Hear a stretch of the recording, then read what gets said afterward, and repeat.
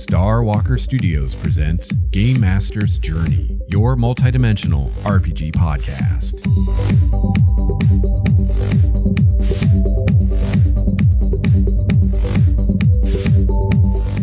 Hello, fellow gamer. Welcome to episode 173 of Game Master's Journey.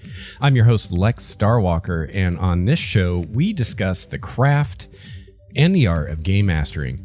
I've been running RPGs for over 25 years now, and I produce this show in the hopes that you can benefit from my experience, my triumphs, and my mistakes. I've got a great show for you today. I'm returning to the Dungeon Master's Guide to discuss playstyle and tiers of play. Not all D&D campaigns are the same, and this is the point in your campaign creation and planning where you decide exactly what kind of an adventure you're going to run, what you're looking for. But before we get to our main topic today, there are some other things I want to talk about at the top of the show. First of all, I want to remind you that you can now get Game Master's Journey t-shirts and other swag from Starwalker Studios. I can never say that right.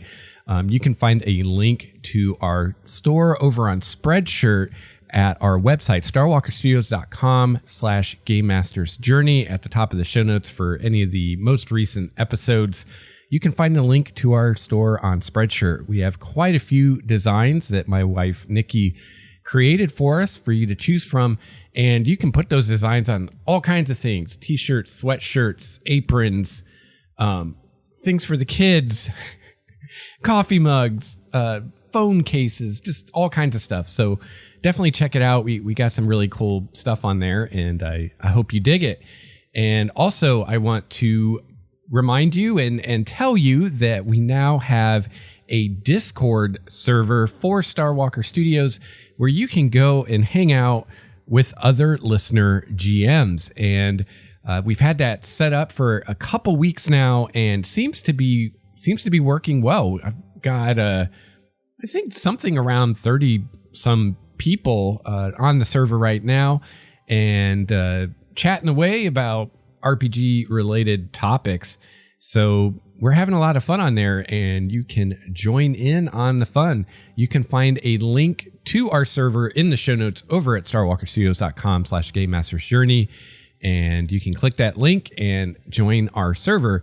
Now, the way I have it set up right now, once you join, I will need to give you permissions so that you can chat and all that good stuff. So once you join, just send me a private message on Discord and let me know that you've joined, and I'll give you those permissions. I do go through there, try to at least once a day, and give permissions to any new people. So even if you don't DM me, I will get to you eventually. But if you're chomping at the bit to chat with other listener GMs, definitely send me a message, and I'll get to that as soon as I can. I'm probably actually going to change that in the near future.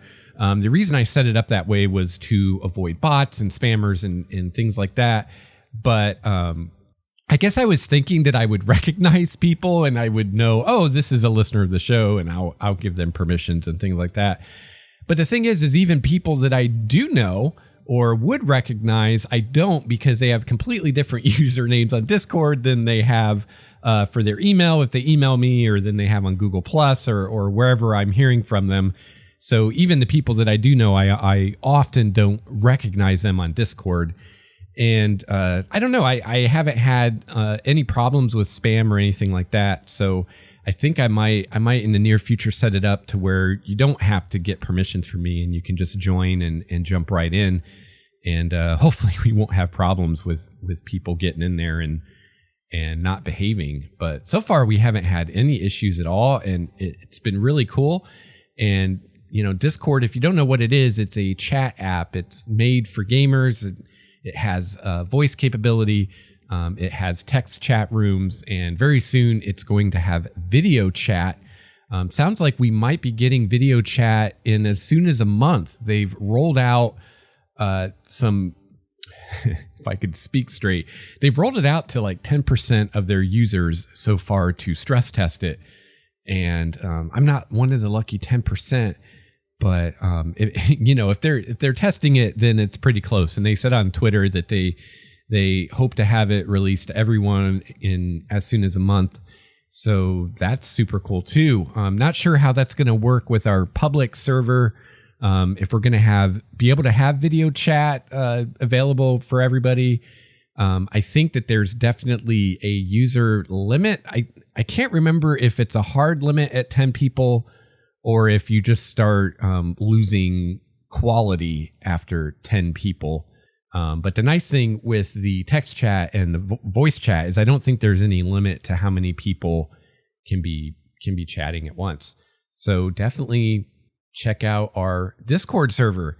I have a few people I want to give shout out and thank yous to. First of all, I want to give a thank you to Wesley for your donation on our website. I really appreciate it, Wesley. And to any of you, if you'd like to make a donation to help support what we're doing here, just go to starwalkerstudios.com and click that pink donate button. And you can help us out with a one-time donation. I also want to send a shout out and thank you to some new patrons who've joined the fold: Floyd, Deku, Scrublord, and Thomas. So thank you to all the new patrons and thank you to all the patrons. I really appreciate your patronage. And becoming a patron is a great way to support the show. And you can find the link to our page on Patreon in the show notes as well at starwalkerstudios.com.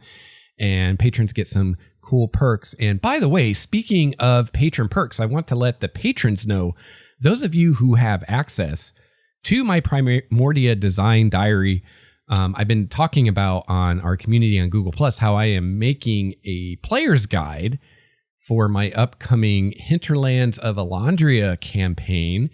And I think that is something that patrons are going to get access to through the Primordia design diary. I haven't decided if I'm just going to put the whole thing up there. That's probably what I'll do. Or if maybe I'll do it chapter by chapter, because right now the whole thing is like 41 pages long or something. Or I may just cut out the kind of the homebrew stuff and put that up, because a lot of it's just discussion of the campaign that probably anyone other than people playing in my campaign won't be interested in. But I do have some homebrew stuff in there. I'm coming up with some new backgrounds, new domains for clerics, some new spells, some new magic items. So at the very least, I can make those available to the patrons once it's finished. And yeah, you guys can check that out and see what you think of it. I'm really excited for this campaign I'm working on because I've been working on some homebrew systems to use in my world of Primordia that I haven't used yet. And so I'm going to roll some of those out during this campaign and we're going to play test them. So I'm really excited about that and excited to see how all this homebrew stuff I've come up with works once it's in the player's hands. And yeah, play testing has begun. That'll be a lot of fun. I'm looking forward to it quite a bit. So yeah, you can you can check that out, patrons. Probably, I'm guessing sometime in September is when that will be rolling out. I'm really hoping to have the player's guide done by then, and maybe even into starting the campaign by then. So once it's good enough for the players, it'll be good enough for the patrons. And yeah, you guys can check that out. And there's previous design diaries in there, stuff I've come up with for Primordia that patrons can get access to. So one more thing before we move on to our main topic today, I got a voicemail that I would like to share with you. So let's play that here real quick. Hey Lex, it's Matt Perotti, longtime listener, first time caller, and I don't know if you remember, but you actually ran a game for me and my group, the RPG Academy of Numenera, like 100 years ago. Anyway, I have a question. You talked about how your wife was totally not into gaming and RPGs, and then she helped you make Trickster's Labyrinth, and then you got her to play a game, and then you started running her through, Curse of Strahd. So I was just wondering how you flipped the coin on that. You know, I think that'd be pretty interesting to know, because I have some similar things that I'd like to do with that. So, yeah, just curious how you got your wife to suddenly want to kill Strahd. All right, thanks. Hey, thanks for calling in, Matt. I definitely do remember you, and I definitely remember running that Numenera game for you guys. That was like 100 years ago. But Matt and some of the other guys from the RPG Academy, which if you don't know who the RPG Academy is, where have you been? Awesome podcast, RPG podcast that you should definitely check out if you haven't done so. They do discussions like what we do on this show. They also do a lot of actual play of all kinds of different RPG systems. So RPG Academy is kind of a one-stop shop for all kinds of RPG goodness.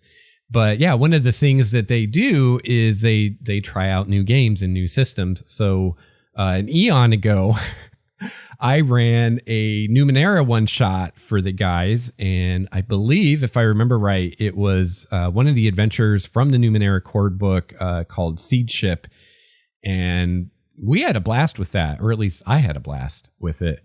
That was a lot of fun. So thanks for calling in, Matt. Really appreciate it, and thanks for your message. Unfortunately, I don't have any secrets that I can give you as far as this. I guess really the only thing I can say is that my wife is awesome. I don't know. Tabletop RPGs just really aren't her thing, and I've got her to kind of dip her toe in a few times. I think she played a little Numenera with me at one time. I think she played a very little amount of Pathfinder with me at one time. And then, yeah, she played D&D for a little bit. We had a Curse of Strahd campaign going. Unfortunately, we didn't get very far into that, and the group disbanded due to, we had a very small group, only 3 players, and one of the players couldn't make it anymore. So lost a third of the players. So that was kind of the end of that. But, she gave it the college try, but it's really not her thing. And I don't know. I may get her to play occasionally in the future, but it will always be a limited time only kind of thing. So as far as how to get a significant other who has no or little interest into role playing into the hobby, I really don't know. I guess the best I could say is to do what I did, I guess, and try to get them interested and try to get them to just give it a shot and then hope they like it. But if they don't, I don't know what to do at that point. But yeah, and as far as the Trickster's Labyrinth, Nikki is a designer by trade, and I think one leg up I had was she wanted to learn more with InDesign, so it kind of coincided with some stuff she wanted to do anyway. But yeah, basically she's just awesome, and she was willing to lay out that book for me. If we ever do like the Primordia Player's Guide or anything else again, I'm going to have her teach me some InDesign so I can hopefully do that stuff myself. She's done a lot of the heavy lifting as far as like setting up templates and kind of setting up the design and the look of the book, which doesn't need to be done again. So hopefully I can learn how to take that template and put text into it and lay it out and all that stuff. So she doesn't have to in the future in case I publish stuff in the future again. But yeah, really appreciate the voicemail. Wish I had something more conclusive to give you. But yeah, I guess just, I don't know. I guess if it was me, I'd just like talk to her about it and tell her about your games and stuff. And I guess try to find the game that you think gives you the best shot. Like I've talked about this before in the show. The first time I got Nikki to roleplay, I did Pathfinder, and that was a huge mistake. Pathfinder's not a great game to cut someone's teeth on, especially if they're kind of ambivalent or not sure if this is going to be for them. I think by the time we finished making her character, she'd had enough already. So I would definitely recommend choosing a lighter system, something like Numenera or maybe even like 5th edition D&D. And start with a pre-gen. I mean, kind of the same advice I give for just starting new players in general. You know, give them a pre-gen. Don't make them make a character. Get them into the action. Run a short adventure. You know, I think that's something else that I guess I learned from this maybe is if you're introducing someone to the hobby, and especially if it's someone that they're not sure if this is going to be for them, I would definitely start them out with a one shot and something really short and straightforward. Because I think one thing that my wife doesn't particularly like about the hobby is like the time commitment and the fact, oh, we're going to sit down and do this thing for 3 or 4 hours. And I'm not even sure if I'm going to like it. And that's a lot to ask. And I completely get that because, for instance, I won't sit down and watch a movie unless I'm pretty sure I'm going to like it. And that's only an investment of maybe 2 hours, give or take. So I totally get how someone faced with a 3 or 4 hour game session could be kind of like, I don't know if I really want to commit to this. So start small and then I guess go from there if it's successful. I guess that's the best that I can give you. But anyway, thanks again for calling in. Thanks for the voicemail. Always great to hear from other podcasters, other RPG podcasters. It's always great to hear from you guys. So yeah, just want to remind all of you, if you'd like to call and leave me a message and perhaps hear your message on the show, I do have a voicemail number. The number is always at the top of the show notes, but that number is 951-GMJ-LEX1. That's 951-465-4391.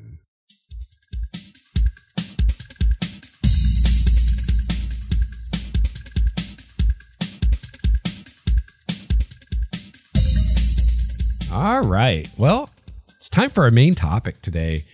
So today we're getting back into the DMG. I feel like it's been forever since I've done one of these episodes, even though it really hasn't.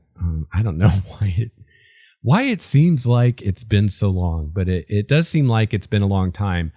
It's funny. I had Brett on here the other day, and I don't remember if it's in the episode or not, but we were kind of laughing about these DMG episodes and how I'm still in chapter 1, which I guess just goes to show how much good material there is in the DMG to talk about. The fact that I've done, I don't know how many of these episodes now, and we're still in chapter 1. So today we're starting off on page 34 with play style. And so this chapter has been a lot of world building stuff and also campaign preparation. So I'm really happy with how all of the content lately in the last, I don't know, couple handfuls of episodes has all really complemented itself really well. We've been talking a lot about world building and campaign building. And I just did a 3-episode series on West March's campaigns, which is a whole suite of techniques that you can put together to create a campaign that might be a little bit different than what you normally run. And the third of that series, I talked about some variations that I thought of different ways you could tweak different knobs and dials on the West Marches concept to come up with even other variants and hopefully find the thing that works best for you. So today we're talking again about campaign planning and talking about play style and thinking about the different types of play you can have in a campaign and deciding what you want to do. So it says, by building a new world or adopting an existing one and creating the key elements that launch your campaign, you determined what your campaign is about. Now you want to decide how you're going to run your campaign. What's the right way to run a campaign? Well, that depends on your play style and the motivations of your players. Consider your players' tastes, your strengths as a DM, table rules discussed in part 3, which are table rules are like what are the house rules or the rules of the house? Like, what do you do if a die falls off the table? Who brings snacks? All kinds of stuff like that, which again, we'll talk about later in the DMG. And the type of game you want to run. Describe to the players how you envision the game experience and let them give you input. The game is theirs too. Lay that groundwork early so your players can make informed choices and help you maintain the type of game you want to run. So real quickly, before we get into the different types of play, and I just lost my page, I just want to point out here, and this is really true for anything you read, about anything really. Anytime you read something, that thing you're reading always has a point of view, right? The person writing or the people writing the thing that you're reading is always coming at the thing from a specific point of view. And it can be really helpful, especially like something like this, where it's kind of a how-to and you're going to kind of pick and choose advice that you want to use versus whatnot. It can be really helpful to keep in mind who this person is who's talking to you and what their point of view is. So, for instance, in what I was just talking about reading from the DMG here, about deciding what kind of play you want for your campaign and putting it before the players and taking player input and all that good stuff. This is taking the point of view that you're approaching this in a more, quote, traditional way, which is to say you have a group of friends that you play RPGs with, and that's your group of players, and that's an established thing before you even start creating this campaign. And most, if not all, of the DMG kind of takes that point of view. So if that's you and that's the situation you're in, then this is good advice. If you've got a group of players that you always play with, and you know who those people are, and you know what they like and what they don't like, then yeah, it's a great idea to kind of talk with them about what you're planning and get some input. And a lot of what we're talking about today is going to be about kind of keeping your players in mind when you plan the stuff so that you can create a campaign that they're going to like. Because what's the point of running a campaign that your players aren't going to like, right? However, that point of view may not jive with your personal situation. Specifically, I'm thinking that a lot of us these days are running games online.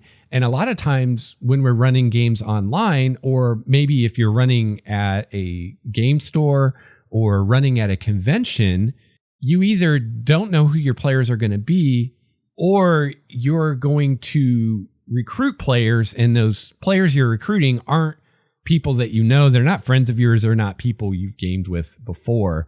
So in those instances, trying to tailor your campaign to your players probably isn't going to work, or isn't going to be the best way to go about it.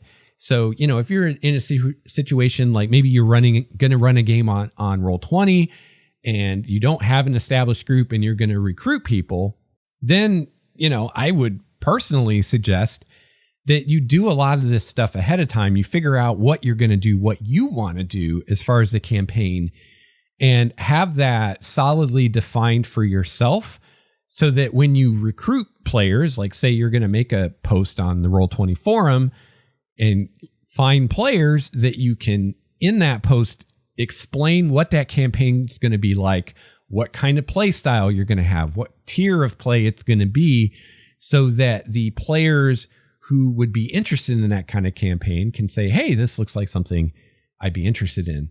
So, again, the DMG is assuming this more traditional setup where you're gaming with real world friends and you have an established group before you even start planning the campaign. But, that may not be you. So if you're going to recruit players for your campaign, then, I would really recommend doing what you want to do and then find players that are going to fit that.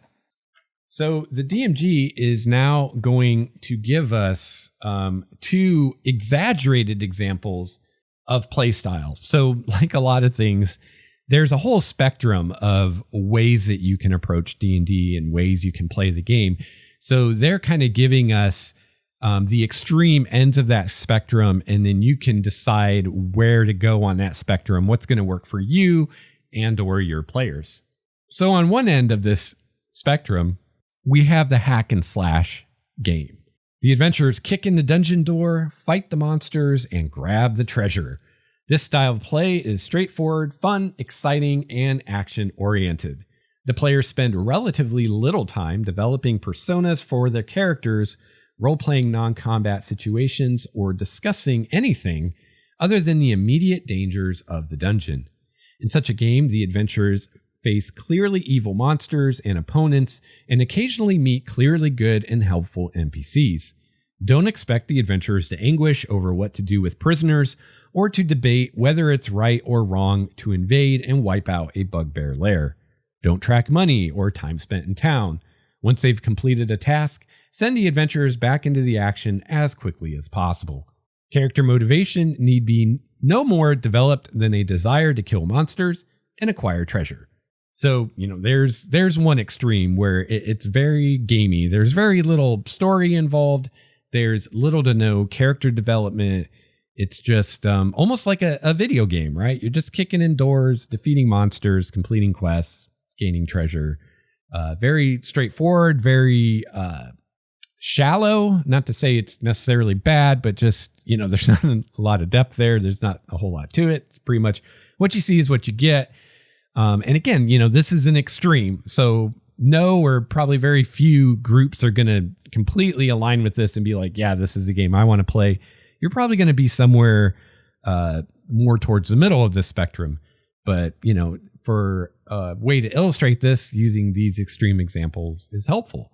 So on the other end of that spectrum, we've got immersive storytelling.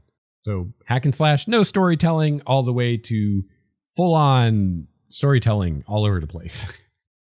Waterdeep is threatened by political turmoil. The adventurers must convince the masked lords, the city's secret rulers, to resolve their differences, but can do so only after both the characters and the lords have come to terms with their differing outlooks and agendas. This style of gaming is deep, complex, and challenging. The focus isn't on combat, but on negotiations, political maneuverings, and character interaction. A whole game session might pass without a single attack roll. In this style of game, the NPCs are as complex and richly detailed as the adventurers, although the focus lies on motivation and personality, not game statistics. Expect long digressions from each player about what his or her character does and why. Going to a temple to ask a priest for advice can be as important as an encounter as fighting orcs. And don't expect the adventurers to fight the orcs at all unless they are motivated to do so. A character will sometimes take actions against the player's better judgment because that's what the character would do. Since combat isn't the focus, game rules take a backseat to character development. Ability check modifiers and skill proficiencies take precedence over combat bonuses. Feel free to change or ignore rules to fit the player's role-playing needs, using the advice presented in part 3 of this book, which we'll eventually get to. So there's the two extremes. Like I said, you're probably going to be somewhere in between, which is what we talk about next, something in between. The style of play in most campaigns falls between these two extremes. There's plenty of action, but the campaign offers an ongoing storyline and interaction between characters as well. Players develop their characters' motivations and relish the chance to prove their skills in combat. To maintain the balance, provide a mixture of role-playing encounters and combat encounters. Even in a dungeon setting, you can present NPCs that aren't meant to be fought, but rather helped out, negotiated with, or just talked to. Think about your preferred style of play by considering these questions.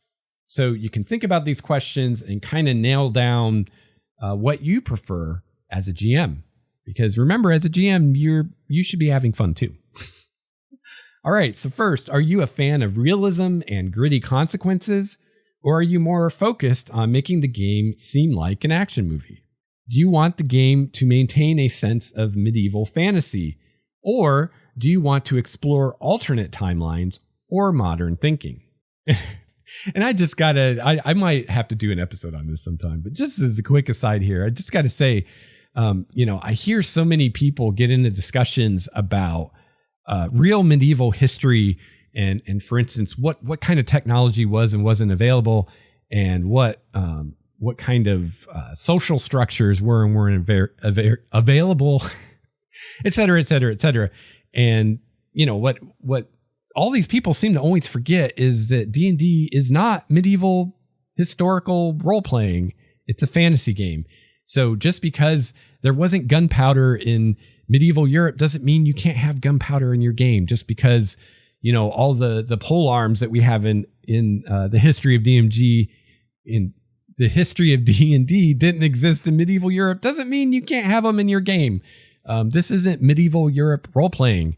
It's D&D. It's a fantasy world. It's a totally different world. And to think that it would, that things would even evolve the same in a different world as it did on this world is pretty silly. And besides that, magic. Magic solves all those problems. Another thing you can think about is tone. Do you want a serious tone, or is humor your goal? Even if you are serious, is the action lighthearted or intense? Is bold action key, or do the players need to be thoughtful and cautious? Do you like to plan thoroughly in advance, or do you prefer improvising on the spot? Is the game full of varied D&D elements, or does it center on a theme, such as horror? Is the game for all ages, or does it involve mature themes? Are you comfortable with moral ambiguity, such as allowing the characters to explore whether the end justifies the means? Or are you happier with straightforward heroic principles, such as justice, sacrifice, and helping the downtrodden? So yeah, I think, if you kind of go through these questions and kind of mentally answer them for yourself, it'll give you a pretty good idea of what kind of campaign you want to run. And if you're wanting to tailor this to your players' tastes, then it might be fun to sit down with your players and go through these questions and get their input on what they think about these, and see if you can come to some kind of group consensus of, how we want to answer these various questions. There's also a sidebar here called A World to Explore. Much of a campaign involves the adventurers traveling from place to place, exploring the environment and learning about the fantasy world. This exploration can take place in any environment, including a vast wilderness, a labyrinthine dungeon, the shadowy passages of the Underdark. Sorry, I can't talk today for some reason. The crowded streets of a city, and the undulating waters of the sea. Determining a way around an obstacle, finding a hidden object, investigating a strange feature of a dungeon, deciphering clues, solving puzzles, and bypassing or disabling traps can all be part of exploration. Sometimes exploration is an incidental part of the game. For instance, you might gloss over an unimportant journey by telling the players that they spend 3 uneventful days on the road before moving along to the next point of interest. Other times, exploration is the focus, a chance to describe a wondrous part of the world or story that increases the player's feeling of immersion. Similarly, you should consider playing up exploration if your players enjoy solving puzzles, finding their way around obstacles, and searching dungeon corridors for secret doors. Yeah, so this is definitely, something to think about is, how much do you want to feature exploration? So, I would say that all of these topics that we're talking about today, thinking about where's your campaign going to fall between hack and slash and storytelling, the answers to all these questions we went over to kind of help you nail down what kind of flavor you're going for, thinking about how much exploration is going to play into things. Not only are these things you can consider for the campaign overall, but there are also things you can consider for each adventure within the campaign and even each session within the adventure. There's no reason that all the sessions need to be the same. And in fact, I would argue that everyone's going to be the most happy if there's variety. So maybe one game session is very hack and slash and there's a lot of combat and not a lot of negotiation. And then maybe another session, like it says here, you never even have a combat. So, don't feel like you have to get married to any one style of campaign for the entire campaign. You can always change it up, and it probably is a good thing to change it up every now and then just to keep people from getting bored. So, this little bit about the exploration, is something I was thinking about. And another thing to keep in mind is thinking about what's appropriate. What's appropriate for the story, what makes sense for what's going on, and what's appropriate for where you are in the campaign and what you're trying to accomplish right now. So just to give you an example from some planning I'm doing for my next campaign, I've been thinking about the first few adventures, and this campaign is going to start out in a city, but then the players are going to go to an unexplored area that they are going to start exploring. So, I'm figuring that the first adventure, the first session, will be their journey from the city of Valandria to this area that they're going to explore. So, I thought about this, like this says here, there's different ways I could approach that journey, which is going to be a 3-day or more journey. I could just hand wave it and say, you guys travel for 3 uneventful days, and now the adventure begins.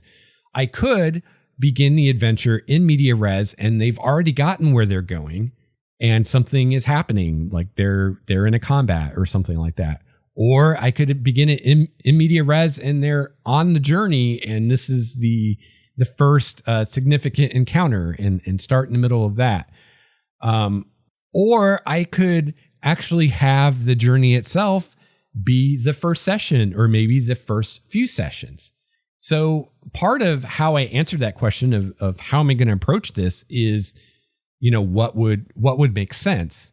So a big kind of theme of my world of Primordia is that everything outside these handful of cities is super dangerous.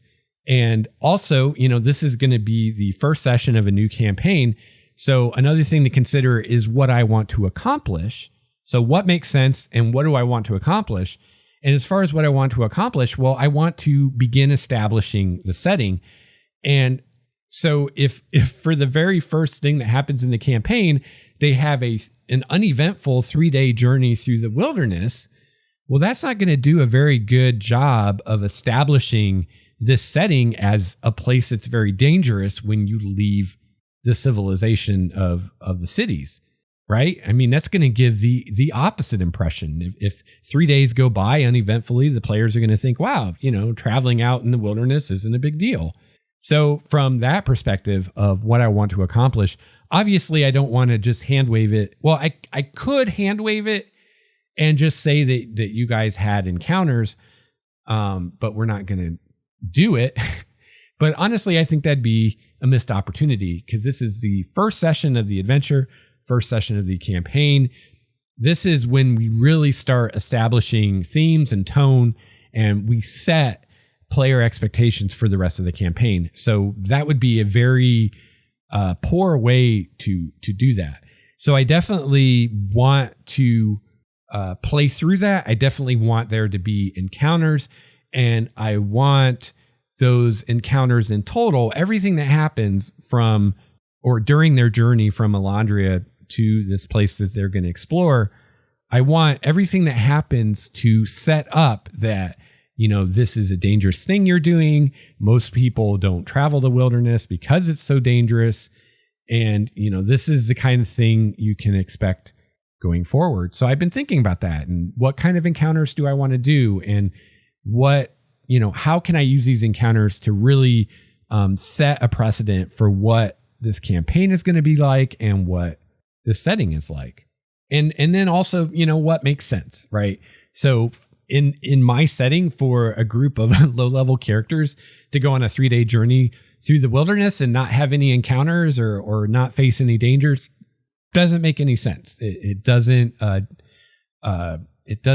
fit the setting. It doesn't fit what would be reasonable to expect in that setting. So, in this case, all of my considerations are pointing me toward, not hand waving it, not skipping it, not doing a travel montage, but rather actually taking some time with this section of the campaign where they're traveling to this first area they're going to explore. And another part of this is they're going to be playing new characters, new first level characters. And, when you're an inexperienced brand new adventurer, things that can be hand waved later on, like a simple 3-day journey through the wilderness, is going to be a bigger deal, and it's going to be a challenge to overcome in and of itself at that state in your character's career. So it's not something I want to skip. All right, so now we have a discussion of character names. Part of your campaign style has to do with naming characters. It's a good idea to establish some ground rules with your players at the start of a new campaign. In a group consisting of Sithis, Travik, Anastriana, and Chiron, the human fighter named Bob II sticks out, especially when he's identical to Bob I, who was killed by kobolds. If everyone takes a lighthearted approach to names, that's fine. If the group would rather take the characters and their names a little more seriously, urge Bob's player to come up with a more appropriate name. And this is a great thing to share with the players before they even start making their characters, if you have any guidelines to naming. And, now I realize reading this is something I need to think about for my campaign. Is this something I want to put in a player's guide? Personally, I think it'd be kind of a waste of space in the player's guide. Most, if not all, of the players that are going to be in this campaign have played with me before, and I think I don't need to tell them that a name like Bob II isn't going to fly. However, I do, as a world builder, have certain guidelines and even rules that I follow when it comes to naming things in my world. And I've discussed some of this on the show about how I try to avoid like really convoluted spellings and things like that. So I think maybe what I should tell the players is, we'll work together to name your character. Chances are good if you come up with a name that's not silly, it'll be fine. But I might work with you on how to spell that name. Because I actually have come up with some basically rules of how names in Primordia are spelled, as far as what sounds certain letters have and how certain sounds are spelled, that I try to adhere to when I'm developing things for Primordia. Now, sometimes, a player can get away with a weird spelling because their characters may be from a far off land where, they maybe speak a different language, probably would. And so therefore, their name is spelled pretty strangely compared to what people are used to. But that's something, I can work out with the players. So, as a GM, this may be not a big deal to you and you just don't care. It's a beer pretzels game and you don't care if someone names their character Bob. It might even be funny. And if it makes everybody laugh, that's awesome. Or, you may take your game a little more seriously and say, hey, your name needs to fit the setting. Or you may be even like me, where you're like, hey, I actually have some spelling conventions or blah, blah, blah, blah, blah that I'd like you to observe. So that the name really fits the setting, So again, kind of a spectrum. You could be anywhere on that. Another thing you can think about when creating your campaign is, do you want to have a continuing or an episodic campaign? The backbone of a campaign is a connected series of adventures, but you can connect them in two different ways. And I'm sure there's more than two ways you could connect them, but we'll talk about two different ways. In a continuing campaign, the connected adventures share a sense of larger purpose or a recurring theme or themes. The adventures might feature returning villains, grand conspiracies, or a single mastermind who's ultimately behind every adventure of the campaign. A continuing campaign designed with a theme and a story arc in mind can feel like a great fantasy epic. The players derive the satisfaction of knowing the actions they take during one adventure matter in the next. Plotting and running that kind of a campaign can be demanding on the DM, but the payoff is a great and memorable story. An episodic campaign, on the other hand, is like a television show where each week's episode is a self-contained story that doesn't play into any overarching plot. It might be built on a premise that explains its nature. The player characters are adventurers for hire, or explorers venturing into the unknown and facing a string of unrelated dangers. They might even be archaeologists, venturing into one ancient ruin after another in search of artifacts.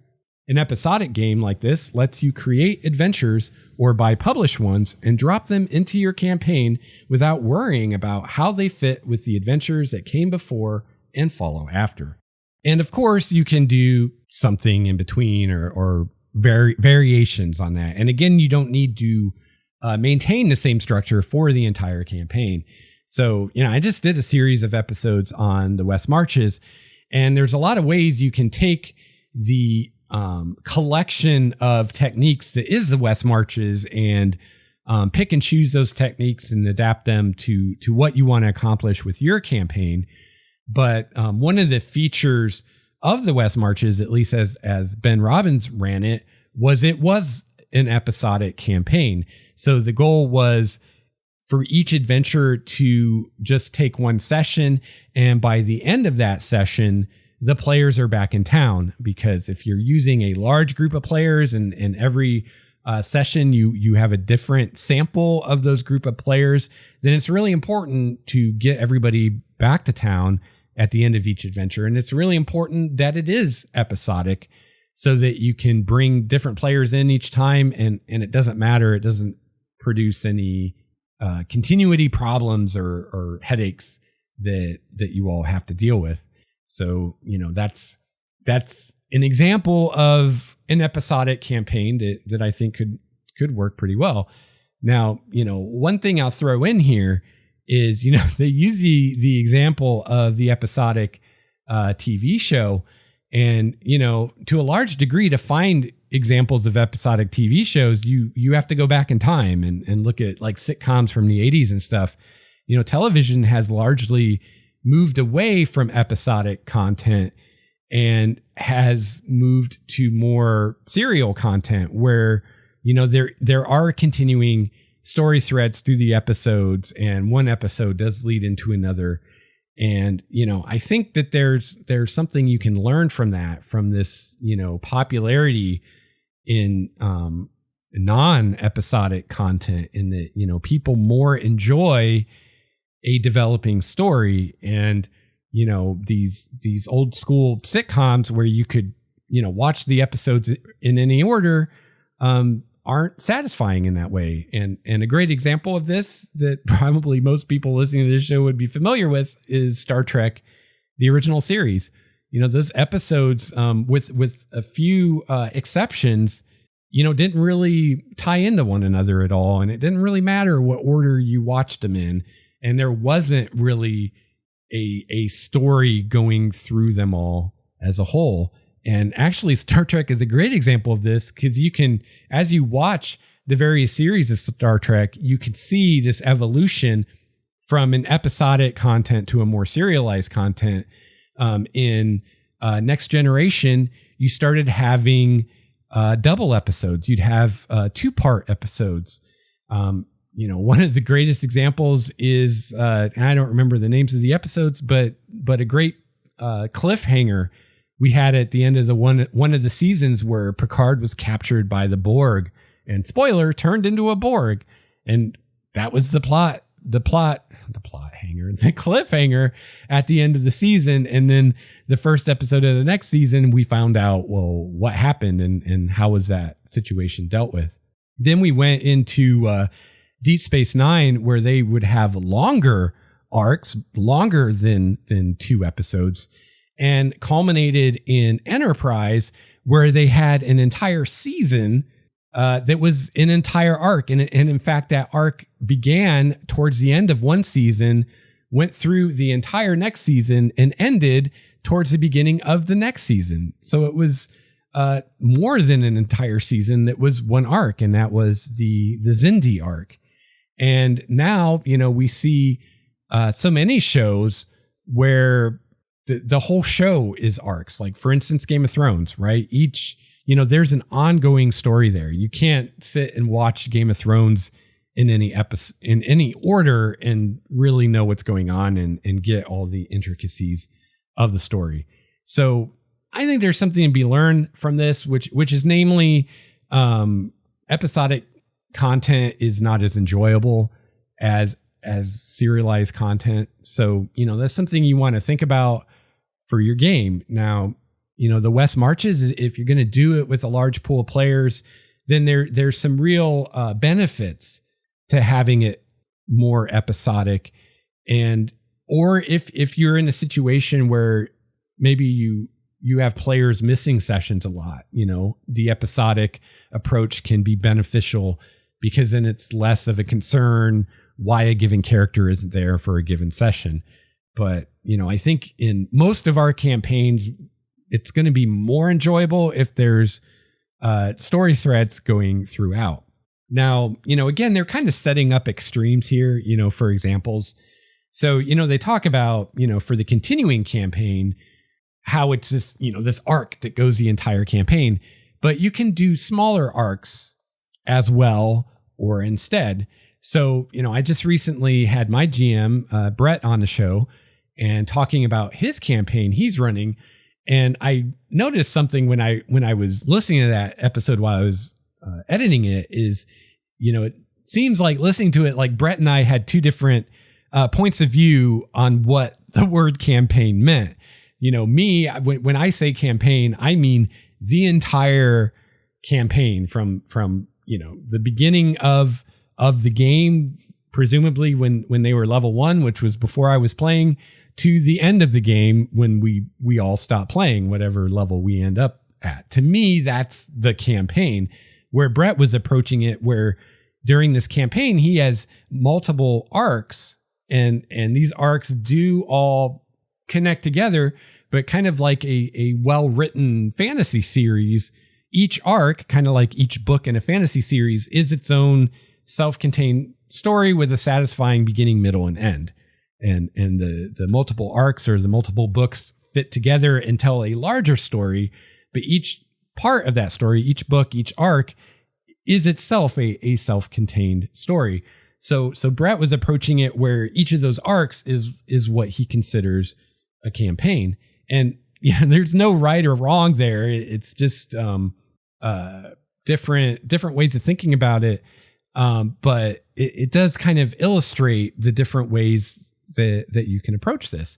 So just because you're going to run this epic campaign that goes from level 1 to 20 doesn't mean that you have to have one story arc that goes through the entire campaign. And in fact, that would be fairly difficult to do. You can have smaller arcs and you can have, kind of like what Brett's campaign is doing, where we have an arc, that lasts, I don't know, maybe a couple months or whatever. And then we have another arc that lasts a couple months and so on. And through those successive arcs, we're developing a greater meta story. Or, you could have, a relatively short arc and then a really long arc, or you could have an overarching arc.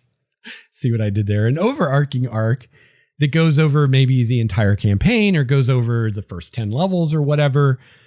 But while the players are pursuing that arc, there are also smaller arcs, sub-stories or side plots that they can pursue as well. So there's a lot of different ways you can approach this and a lot of different permutations of this other than just purely episodic or one huge campaign arc that lasts the entire campaign. So, there's really no limits. Really, the only limits are your imagination and what you can pull off as a GM and what your players are going to enjoy. You can also, when you're planning a campaign, think about the theme of the campaign. A theme in a campaign, as in a work of literature, expresses the deeper meaning of a story and the fundamental elements of human experience that the story explores. Your campaign doesn't have to be a work of literature, and it shouldn't be, but it can still draw on common themes that lend a distinctive flavor to its stories. Consider these examples. A campaign about confronting the inevitability of mortality, whether embodied in undead monsters or expressed through the death of loved ones.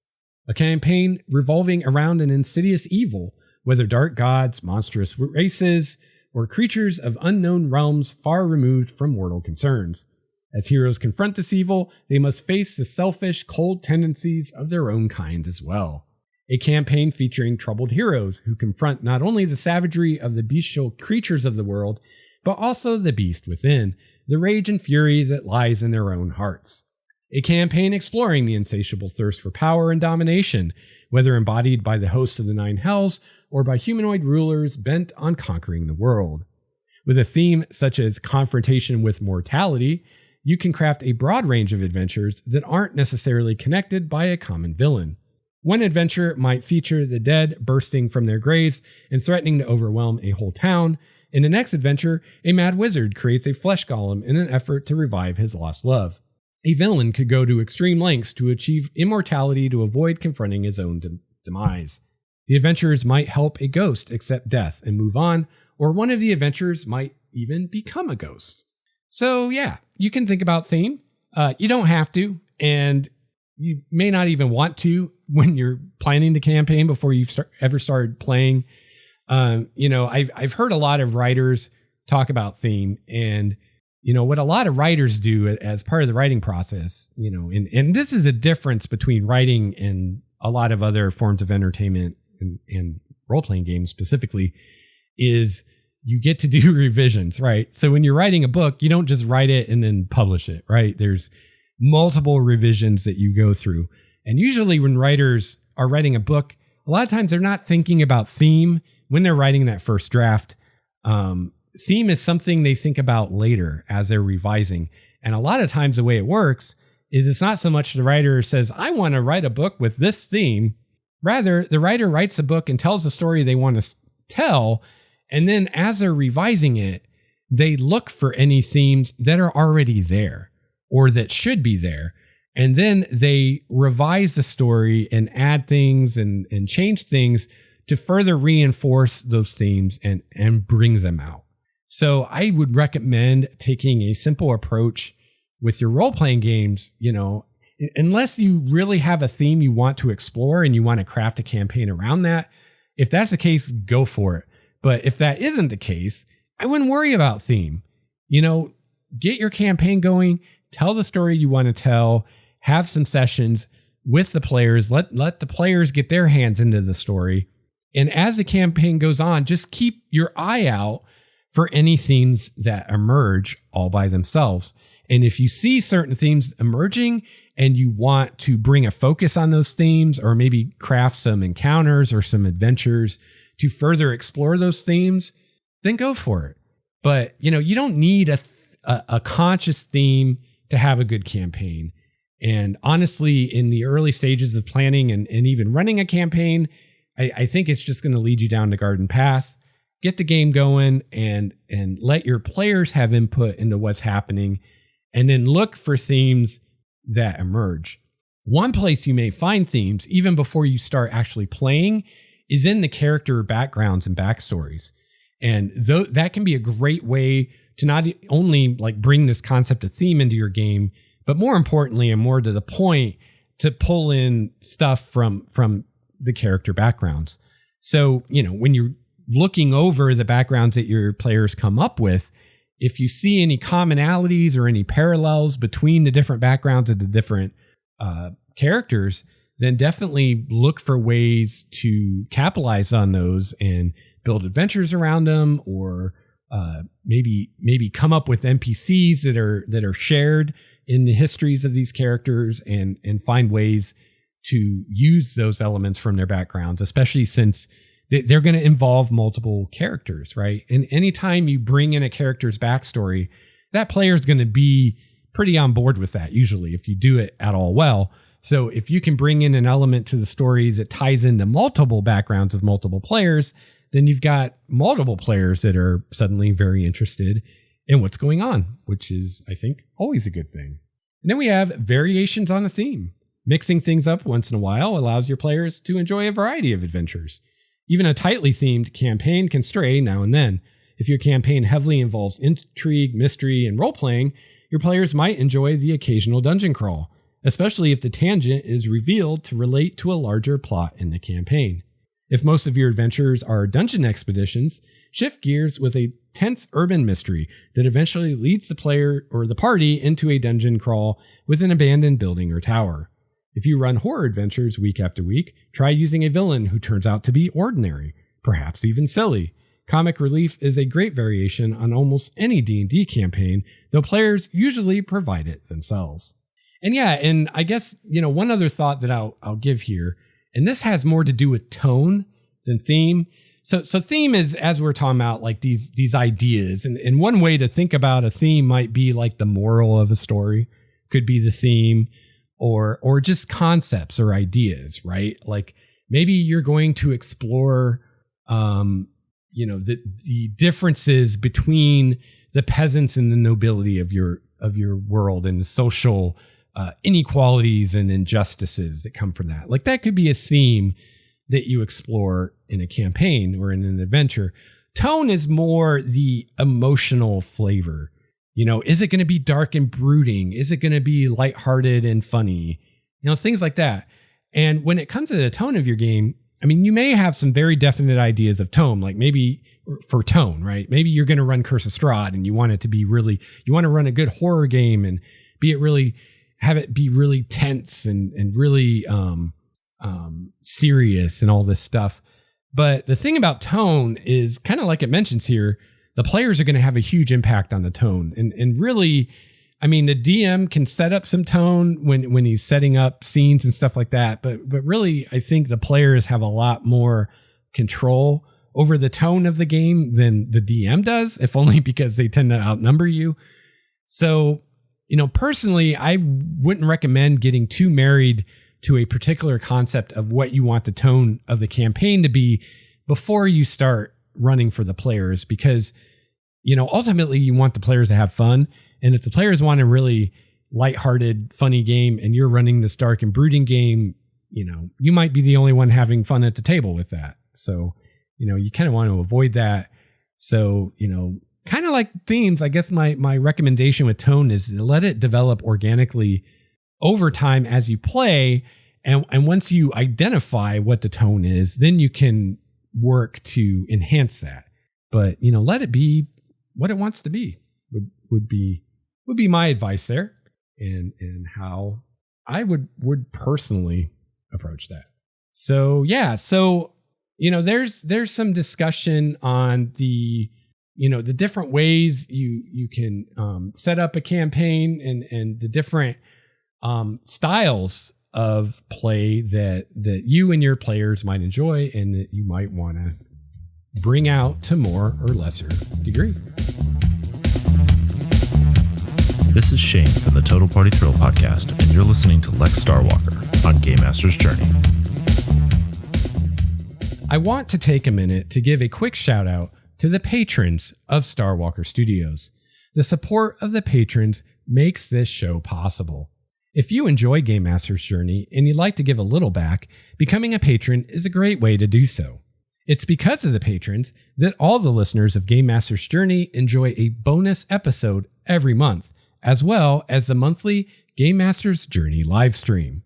I'd also like to give a huge shout out and thank you to my Tier 5 patron, Steve. Let's hear it for Steve. Yeah. Yes.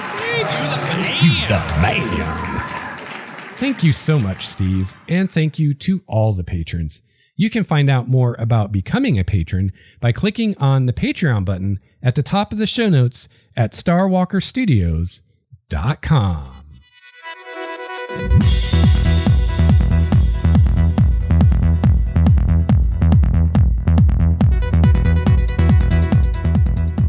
All right, got a little Nintendo finger there while I was trying to bring in the bumper music, so that was kind of weird. But maybe having too much coffee today. I don't know. So returning to our DMG discussion and talking about setting up your campaign, we talked about the different themes you might want to go for, even tone a little bit. The different kind of areas you can fall on that spectrum between hack and slash and immersive storytelling. Another thing that's really going to affect your campaign and the feel of your campaign is the tier of play, which is to say, what level are the player characters? As characters grow in power, their ability to change the world around them grows with them. It helps to think ahead when creating your campaign to account for this change. As the characters make a greater impact on the world, they face greater danger whether they want to or not. Powerful factions see them as a threat and plot against them, while friendly factions court their favor in hopes of striking a useful alliance. The tiers of play represent the ideal milestones for introducing new world-shaking events to the campaign.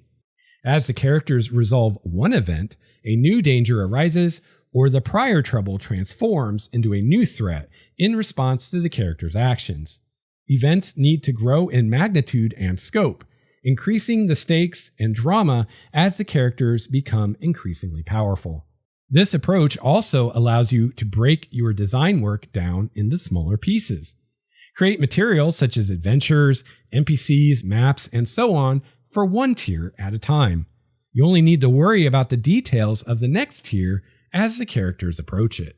Even better, as the campaign takes unexpected turns in response to the player's choices, you don't have to worry about redoing much work.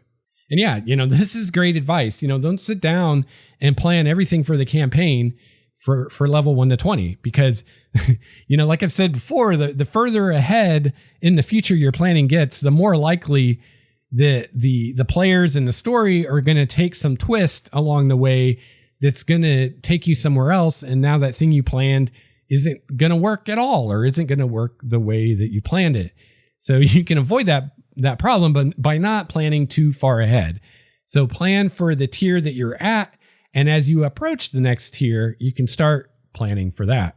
If you want to do the thing of having multiple arcs throughout your campaign, as it says here, a great way to approach that is have each arc correspond with a tier. And this is kind of how I'm approaching it with the campaign I'm developing right now. So I'm going to have a beginning arc that roughly, correlates with tier 1, which tier 1 is levels 1 to 4. And during that arc, the players set off from the city of Elandria. They go to a wilderness area and begin exploring. And then have another arc for tier 2, levels 5 to 10. Tier 3's level 11 to 16, and tier 4, 17 on. So, that's a great way that you can approach it as far as having, multiple story arcs throughout the course of the campaign. So as it says here, your player characters change a lot as they level through the game. And in different tiers of play, different adventures are more or less appropriate. So let's break this down by tier. So we'll start out with tier 1, which is levels 1 to 4, where the player characters are local heroes. Characters in this tier are still learning the range of class features that define them, including their choice of specialization. But even first level characters are heroes, set apart from the common people by natural characteristics, learned skills, and the hint of a greater destiny that lies before them. At the start of their careers, characters use first and second level spells and wield mundane gear. The magic items they find include common consumable items, potions and scrolls, and a few uncommon permanent items. Their magic can have a big impact in a single encounter, but it doesn't change the course of an adventure. The fate of a village might hang on the success or failure of low-level adventurers who trust their lives to their fledgling abilities. These characters navigate dangerous terrain and explore haunted crypts, where they can expect to fight savage orcs, ferocious wolves, giant spiders, evil cultists, bloodthirsty ghouls, and hired thugs. If they face even a young dragon, they're better off avoiding a fight. So each of these tiers have a very distinct feel to them. So, one thing to think about when you're planning your campaign is, what tier do I want to start at? You don't have to start at first level. You don't have to start at tier 1. So one way that you can think about this or approach this is think about the encounters, like the set piece encounters you want to have. Think about what monsters and NPCs would make up those encounters. And then think about what level of player characters that those encounters would be appropriate for, right? And this has happened when I've planned adventures. I start out planning an adventure assuming it's going to be for first level characters. But as I start fleshing out the encounters and the NPCs and what I want to do, I realized, oh man, this won't work for first level characters. They would die horribly. This is a better adventure for fifth level characters. So, don't let yourself be trapped by the thought that you have to start at first level or you have to start at any particular level. Tell the story you want to tell and start the player characters at the level that best fits that story. So if you want to tell the story of village heroes, tier 1's the place to be. All right, tier 2 is levels 5 to 10. And at this point, the player characters become heroes of the realm. By the time they reach this tier, adventurers have mastered the basics of their class features, though they continue to improve throughout these levels. They have found their place in the world and have begun to involve themselves in the dangers that surround them. Dedicated spellcasters learn third level spells at the start of this tier. Suddenly, characters can fly, damage large number of foes with fireball and lightning bolt spells, and even breathe underwater. They master fifth level spells by the end of the tier, and spells such as Teleportation Circle, Scrying, Flame Strike, Legend Lore, and Raise Dead can have a significant impact on their adventures. They start acquiring more permanent magic items, common and rare ones, as well, which will serve them for the rest of their careers. The fate of a region might depend on the adventures that characters of levels 5 to 10 undertake. These adventurers venture into fearsome wilds and ancient ruins where they confront savage giants, ferocious hydras, fearless golems, evil Yuan-ti, scheming devils, bloodthirsty demons, crafty mind flayers, and drow assassins. They might have a chance of defeating a young dragon that has established a lair but not yet extended its reach far into the surrounding territory. So I think you can see here why I'm saying the West Marches style campaign is really good for tiers 1 and 2. Especially tier 2, levels 5 to 10, perfectly lines up with what we would expect to see in your average West Marches campaign. So in my campaign, I'm planning, part of the tier 1 is going to be their journey to the quote campaign area. And then the rest of tier 1 and pretty much all of tier 2 is going to be kind of more West Marches style play, more sandbox, exploration, all that good kind of stuff. And that fits perfectly in the kinds of things they can do at that power level that they're at and the kinds of abilities that they have. And I really like how this not only breaks this down as far as, your level, but also the spells that you have access to. Once you get access to fly, it changes the game. Once you get access to Teleportation Circle or teleport, it changes the game. Once you get access to Raise Dead, it changes the game. So it's really fitting how these line up with these different tiers. It's not just the level, but it's what you can do at that level. And also, the challenges you can overcome. And, this is a big part of the West Marches and exploration, other exploration campaigns where, at tier 1, and tier 2, you need to worry about things like running out of food and water. How do you get from A to B? Running out of arrows and things like that. But as you get into the higher tiers of play, those issues kind of fall away. Well, we don't have to worry about traveling anymore because we can teleport or we can fly. We don't have to worry about food and drink anymore because we can create food and water, and et cetera, et cetera, et cetera. So next we have tier 3, which is levels 11 to 16, at which point the PCs have become masters of the realm. By 11th level, characters are shining examples of courage and determination, true paragons in the world, set well apart from the masses. At this tier, adventurers are far more versatile than they were at lower levels, and they can usually find the right tool for a given challenge.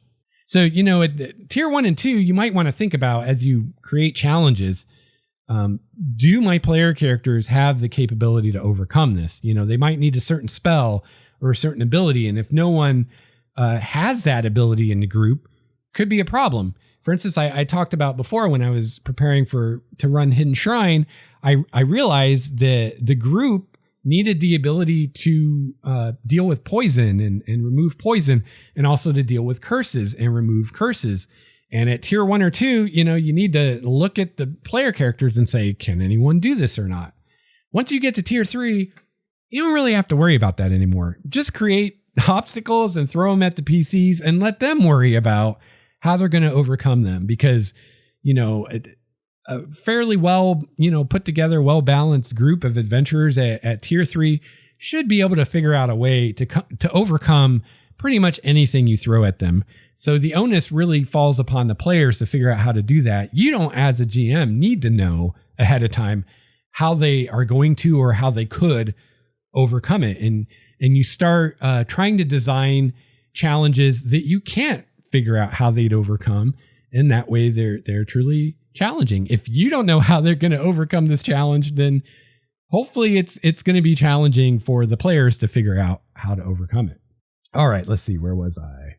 Dedicated spellcasters gain access to 6th level spells at 11th level, including spells that completely change the way adventurers interact with the world. Their big flashy spells are significant in combat: Disintegrate, Blade Barrier, and Heal, for example.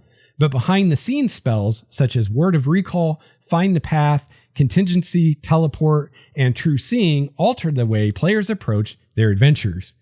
Another great thing about the DMG calling out specific spells here is, especially if you're a newer GM, when you're getting into these tiers where they're getting access to these spells, these are great spells to go study yourself, just so that you know what the players, what their potential is, what they could do. Especially if your player characters choose or learn any of these spells, you're going to go on and see what can my players do with Disintegration, and make sure that you understand how those spells work yourself. Each spell level after that point introduces new effects with an equally large impact. The adventurers find rare magic items, and very rare ones, that bestow similarly powerful abilities. The fate of a nation or even the world depends on momentous quests that such characters undertake.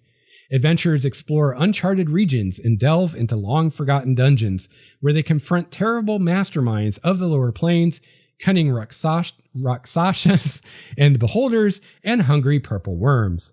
They might encounter and even defeat a powerful adult dragon that has established a lair and a significant presence in the world. At this tier, adventurers make their mark on the world in a variety of ways, from the consequences of their adventures to the manner in which they spend their hard-won treasure and exploit their well-deserved reputations. Characters of this level construct fortresses on land deeded them by local rulers. They found guilds, temples, or martial orders. They take on apprentices or students of their own. They broker peace between nations or lead them into war, and their formidable reputations attract the attention of very powerful foes. So, if you've established a nemesis for your campaign, tier 3 is when the player characters start dealing with that nemesis directly, and maybe even having an encounter with the nemesis instead of just the nemesis's minions. And yeah, so I think also, and keep coming back to my campaign as an example, you can see how we start outgrowing West Marches in tier 3, right? Like just going around and exploring random sites and stuff like that is probably not going to be super satisfying once the characters are tier 3. However, this is the point where you can kind of spring your capstone adventure location at them. Like maybe as they explore this area, they find something truly dangerous to explore, will be their kind of tier 3, dungeon crawl or exploration or whatever it is. And once they resolve that, kind of represents the closing of this chapter of their careers. And, now there are lower level characters that can do the exploring. We're moving on to bigger and better things, more world shaking things, and also following our own goals and things that we want to accomplish, whether that's, establishing a stronghold, collecting followers, creating an academy or mercenary company or anything like that. And this is where, the player characters can really start to have an impact on your world by creating institutions and organizations and owning land or overseeing land and all that good stuff. And then finally, we have Tier 4, which is levels 17 to 20, Masters of the World. At 17th level, characters have super heroic capabilities, and their deeds and adventures are the stuff of legend. Ordinary people can hardly dream of such heights of power or such terrible dangers. Dedicated spellcasters at this tier wield earth-shaking 9th level spells such as Wish, Gate, Storm of Vengeance, and Astral Projection. Characters have several rare and very rare magic items at their disposal and begin discovering legendary items such as a Vorpal Sword or a Staff of the Magi. Adventures at these levels have far-reaching consequences, possibly determining the fate of millions in the material plane and even places beyond. Characters traverse otherworldly realms and explore demiplanes and other extraplanar locales where they fight savage Balor demons, titans, archdevils, lich archmages, and even avatars of the gods themselves. The dragons they encounter are worms of tremendous power whose sleep troubles kingdoms and whose waking threatens existence itself. So Tier 4, level 17 to 20, you're really at the epic level of play in every sense of the word. Characters who reach 20th level have attained the pinnacle of mortal achievement. Their deeds are recorded in the annals of history and recounted by bards for centuries. Their ultimate destinies come to pass. A cleric might be taken up into the heavens to serve as a god's right hand. A warlock could become a patron to other warlocks. Perhaps a wizard unlocks the secret to immortality or undeath and spends eons exploring the farthest reaches of the multiverse. A druid might become one with the land, transforming into a nature spirit of a particular place or an aspect of the wild. Other characters could found clans or dynasties that revere the memory of their honored ancestors from generation to generation, create masterpieces of epic literature that are sung and retold for thousands of years, or establish guilds or orders that keep the adventure's principles and dreams alive. Reaching this point doesn't necessarily dictate the end of the campaign.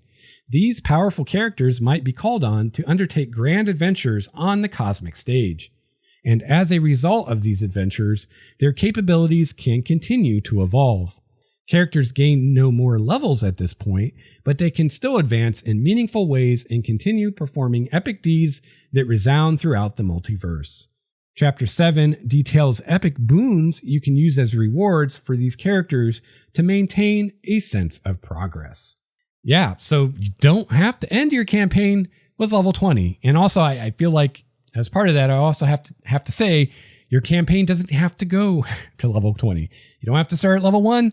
You don't have to end at level 20. You can do whatever you want. So I think you can see as we, talked about these different tiers of play, how different story concepts or campaign concepts are going to fit really well in some tiers and not others. So, if you are going to run an Uber campaign that goes from level 1 to 20 and beyond, then by necessity, the scope of the adventures that the characters go on are going to change throughout the campaign as they go through these different tiers of play.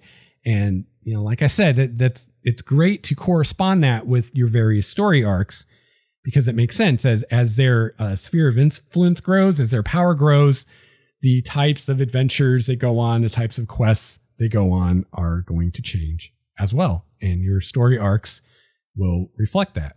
And yeah, eventually we'll get to the part of the DMG, Chapter 7, where they talk about the epic boons, which is a way that you can continue character advancement above and beyond 20th level. And it's something I really hope to explore with my next campaign that I'm preparing to run right now. So far in 5th edition, the highest characters I've GM'd for were, I believe, 8th or 9th level. And the highest character I've played is 13th level. So in this campaign, hopefully, if everything goes as planned, I will finally get to run D&D for 3rd and 4th tier and beyond. And I'm really looking forward to it. So as I said, you don't have to start your campaign or your adventure at level 1. So we have a little discussion of starting your game at a higher level. Experienced players familiar with the capabilities of the character classes and impatient for more significant adventures might welcome the idea of starting a campaign with characters above first level. Creating a higher level character uses the same character creation steps outlined in the player's handbook. Such a character has more hit points, class features, and spells, and probably starts with better equipment. Starting equipment for characters above first level is entirely at your discretion, since you give out treasure at your own pace.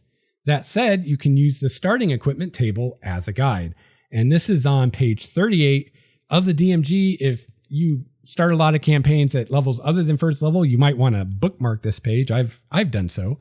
And one thing I really like about this is they give recommendations for 3 types of campaigns: a low magic campaign, a standard campaign, and a high magic campaign. So you can kind of decide where you fall in the spectrum to help you decide what to give starting characters of higher than first level. So let me see, which would be a better way to do this? Do this by level or by campaign type? Let's do by campaign type, or I mean by level. So, all right, if your characters are starting at first to fourth level, for a low magic campaign, they just get normal starting equipment. For a standard campaign, they also get normal starting equipment. And for a high magic campaign, they get normal starting equipment. So at least, by these recommendations here, if you're starting characters anywhere from level 1 to 4, just give them the equipment they get in the player's handbook, and that's it. You don't have to worry about it. You don't have to give them anything more. Although, of course, you can do whatever you want. You're the GM. For levels, and again, these correspond with the tiers of play. So for second tier, levels 5 to 10, if you're running a low magic campaign, you can give them the normal starting equipment plus 500 gold pieces plus another 1d10 times 25 gold pieces. So you're giving them anywhere from 525 to 750 gold pieces on top of the regular normal starting equipment. And that's for a low magic campaign. For a standard campaign, starting at level 5 to 10, you can give them the normal starting equipment. It's the same, plus the 500 gold pieces, plus the 1d10 times 25 gold pieces. So that's the same as low magic. For a high magic campaign, starting levels 5 to 10, you can give them the starting equipment that they normally get, the same gold pieces as the other 2, 500 gold plus 1d10 times 25 gold, and 1 uncommon magic item. And I've done this. I've started campaigns at level 5 or higher. And when I did it, I just let the players pick any uncommon magic item from the DMG that they wanted. Uncommon items aren't super powerful. They're not going to break your game with any uncommon item they might choose. And it's kind of fun as part of your character creation to be able to pick a magic item that you start out with. It's kind of fun. For levels 11 to 16 starting out, for low magic, you give them, in addition to the normal equipment, 5,000 gold pieces plus 1d10 times 250 gold pieces and 1 uncommon magic item.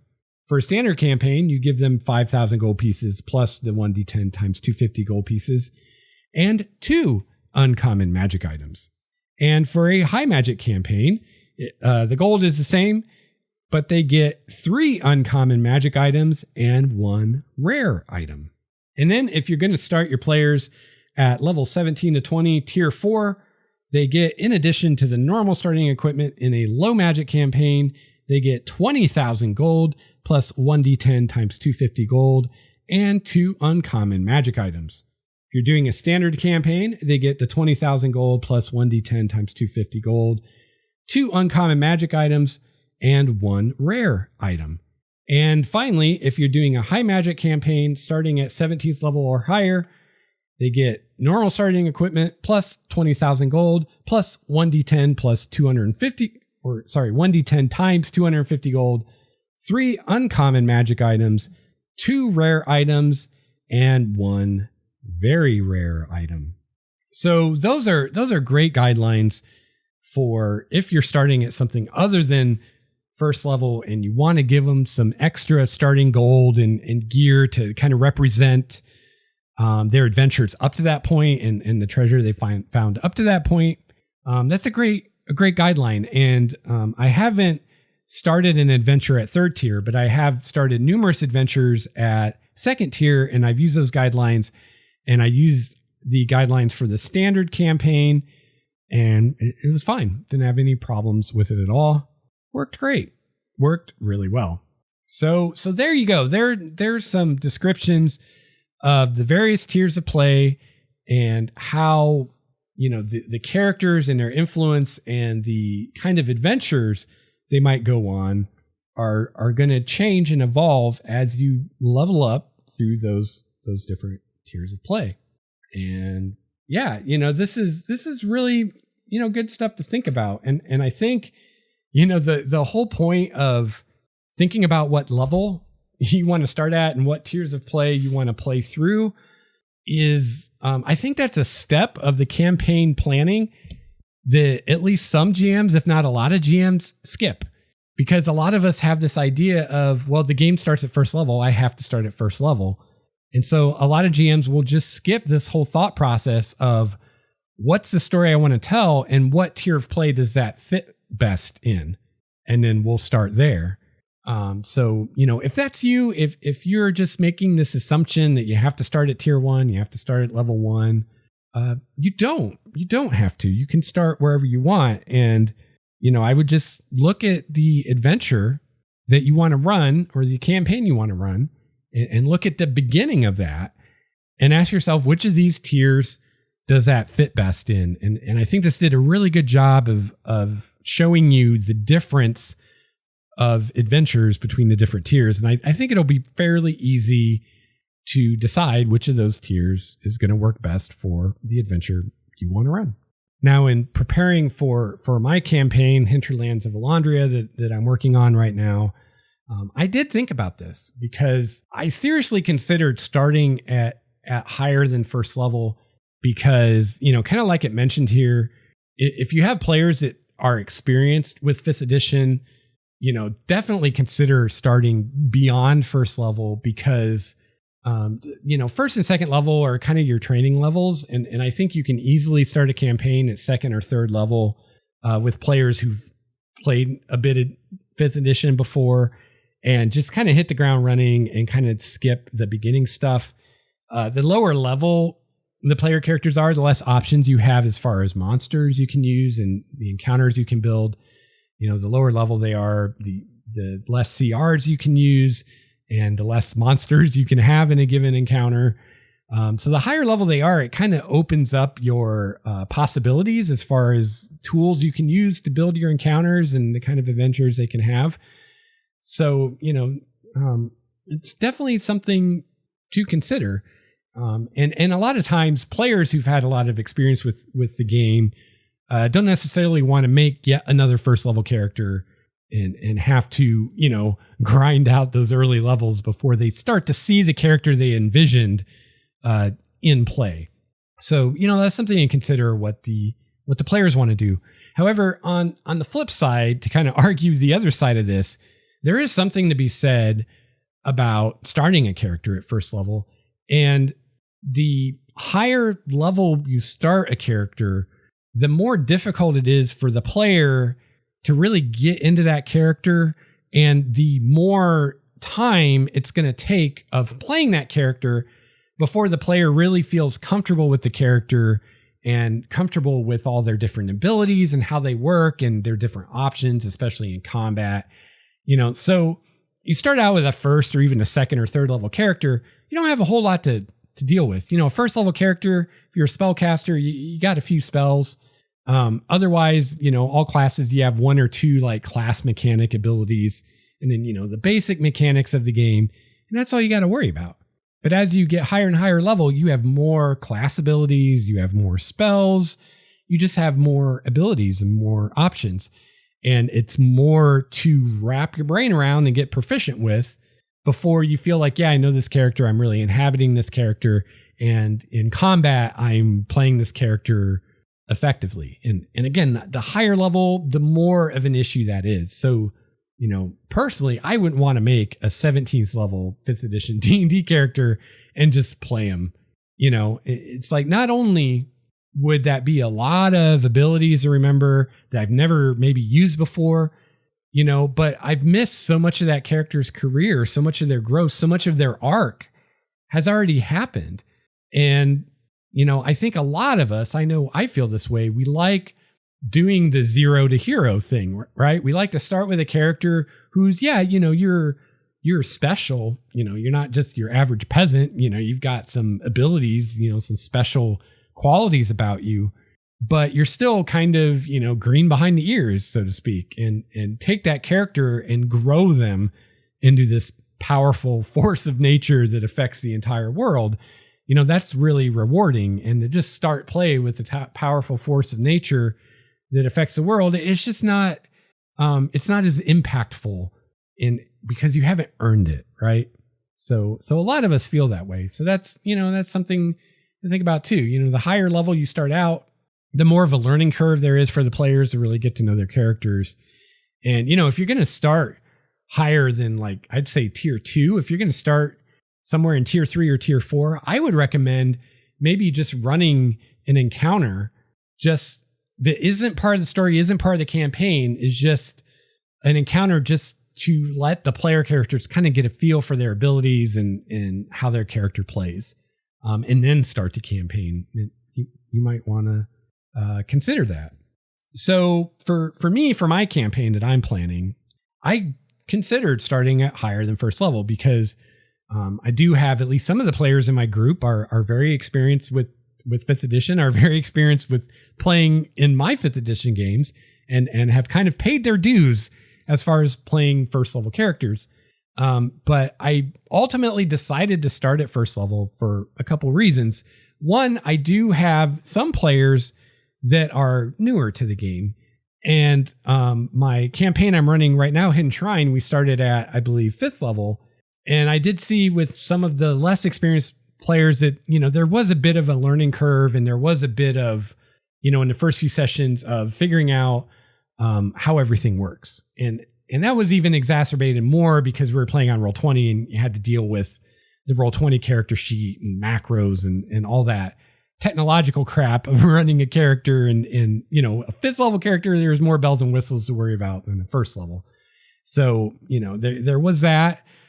So for that reason, I thought, this next campaign, I want to start at first level. So if I have any newer players in the group, they have a chance to kind of get a feel for the game, get a feel for their characters before I start throwing a bunch of abilities and high level stuff at them.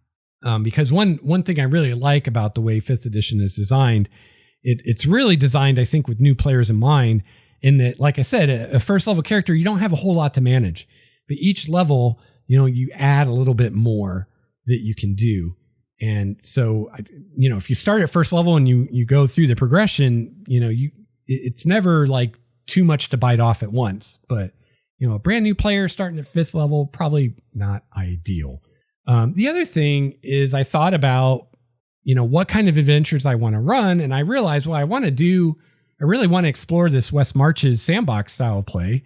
And that really works best at tier 1 and 2. So, if I start at 5th level at tier 2, I've just almost cut in half the amount of time we can really spend enjoying the West Marches stuff. I also thought about I want to get the players from Elandria to the campaign area, and that'll be a perfect thing to do with lower level characters, so it's more dangerous and more scary and more impactful. So for what I wanted to do, it made sense to start at first level. I definitely didn't do it, though, out of a feeling of obligation, like I have to start at first level. I seriously considered starting at 2nd level or 3rd level or 5th level or even higher.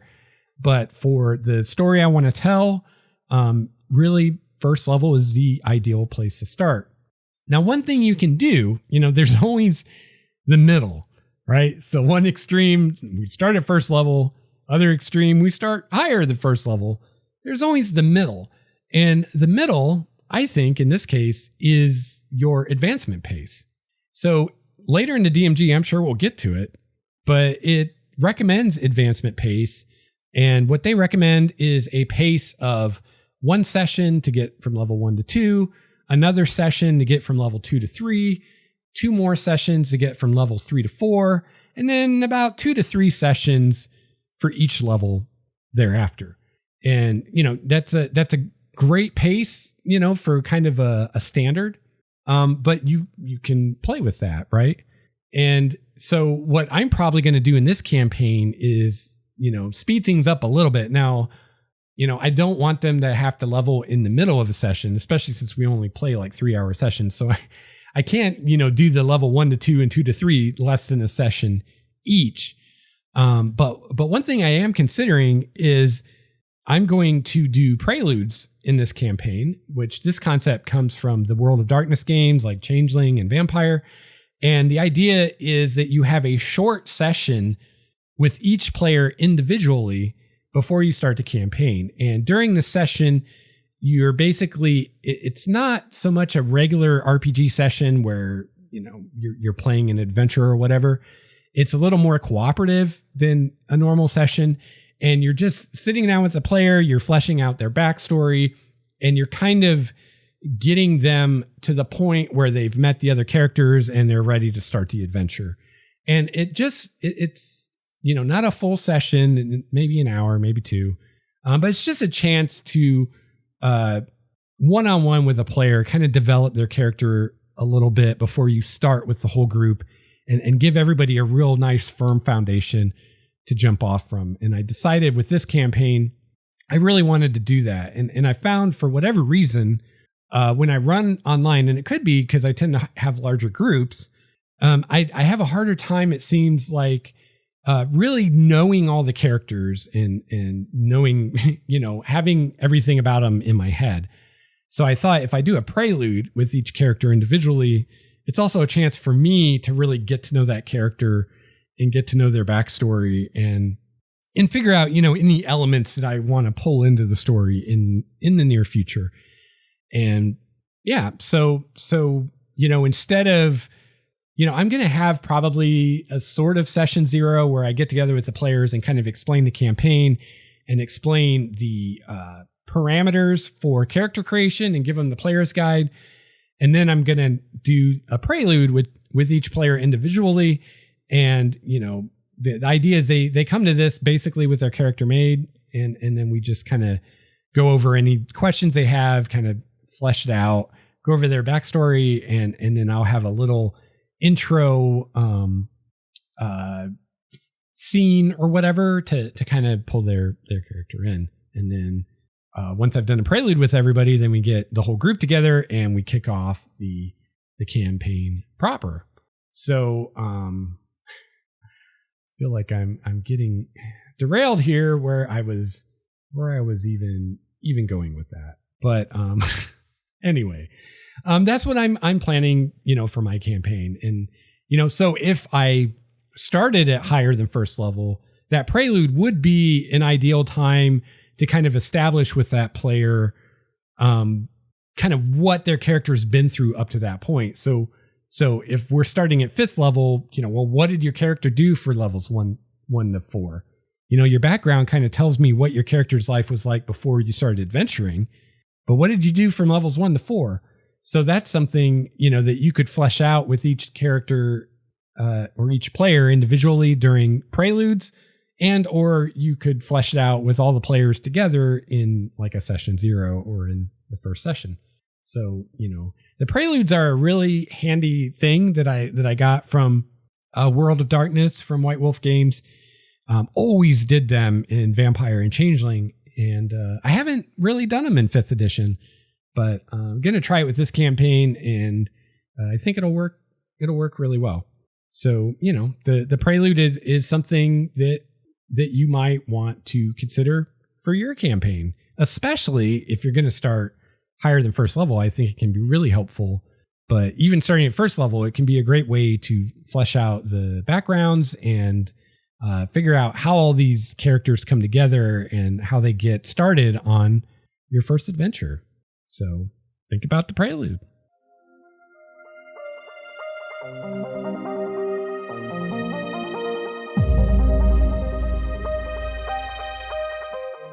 All right. Well, that's going to wrap it up for season 173. Man, what is with me today? I think it's too hot in here. My brain's melting. For episode 173, season 10, that's where we're at. I really do know what's going on. If you would like to get a hold of me, I'd love to hear from you. you can visit the website starwalkerstudios.com/GameMastersJourney, and you can find all my contact stuff there. You can email me, get my Twitter @LexStarwalker, my Google+, my Facebook, my Pinterest page where I collect a lot of RPG inspiring art, my YouTube channel. You can also find my D&D adventure, The Trickster's Labyrinth, there. And right now it's the only thing in our store on the website, but maybe someday there'll be more on there. We'll see. You can also find a link to our store on Spreadshirt where you can get a Game Master's Journey t-shirt or other swag. And finally, you can find the Game Master's Journey voicemail number where you can call and leave me a message. And real quickly, that number is 951-GMJ-LEX-1. If your question or feedback is entertaining or enlightening, or both, you might even hear your message on the show. If you have any questions, feedback, or suggestions for future topics, I would love to hear from you. You can also find a link to the Game Master's Journey community where you can share ideas with other listener GMs, and you can also find a link to our Discord server. And finally, you can learn how you can support the show by becoming a patron, by making a one-time donation, by using my Amazon referral link when you shop on Amazon, by getting yourself a Game Master's Journey t-shirt, or by purchasing my D&D adventure, The Trickster's Labyrinth. You can find all this and more at StarwalkerStudios.com. So I hope that you have a chance to play your favorite RPG this week. I hope you have a chance to run your favorite RPG. I'll be back soon with another episode of Game Master's Journey. Until then, game on. This has been a Starwalker Studios production, your source for quality gaming and hobby podcasts. This episode's music, courtesy of Cloudwalker, Transboy, Renfield, Stanko, and Ish. See the show notes for more details at starwalkerstudios.com/GameMastersJourney.